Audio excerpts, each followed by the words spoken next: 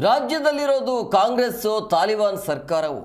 ರಾಜ್ಯದಲ್ಲಿ ಕಾಂಗ್ರೆಸ್ ಸರ್ಕಾರ ಮುಸ್ಲಿಂ ತುಷ್ಟೀಕರಣ ಮಾಡಿದೆ ಅಂತ ಕಾಂಗ್ರೆಸ್ ಸರ್ಕಾರದ ವಿರುದ್ಧ ಸಿಡಿದೆದ್ದಿದ್ದಾರೆ ಪ್ರಮೋದ್ ಮುತಾಲಿಕ್. ಹಿಂದೂ ವಿರೋಧಿ ಸರ್ಕಾರ ಅಂತ ಮತ್ತೊಮ್ಮೆ ಸಾಬೀತಾಗಿದೆ.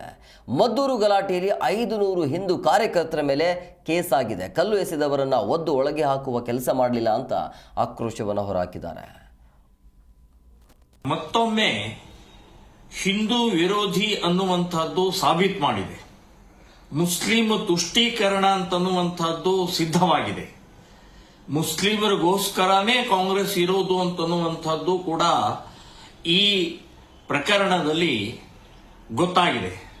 ಕಾರಣ ಏನು ಅಂತಂದ್ರೆ, ಕಲ್ಲು ಎಸೆದವರು ಯಾರು ಏನು ಅಂತ ಹೇಳಿ ಗುರುತಿಸಿ ಅವರನ್ನ ಬಂಧಿಸಿ ಒದ್ದು ಒಳಗಡೆ ಹಾಕಬೇಕು ಅಂತನ್ನುವಂಥದ್ದು ಒಂದಾದರೆ, ಅಲ್ಲಿ ಪ್ರತಿಕ್ರಿಯೆ ಪ್ರತಿಭಟನೆ ಮಾಡುವಂತಹ ಹಿಂದೂ ಕಾರ್ಯಕರ್ತರ ಮೇಲೆ, ಹಿಂದೂ ಮಹಿಳೆಯರ ಮೇಲೆ 500 ಜನ ಮಹಿಳೆಯರ ಮೇಲೆ ಕೇಸ್ ಹಾಕಿದ್ದಾರೆ.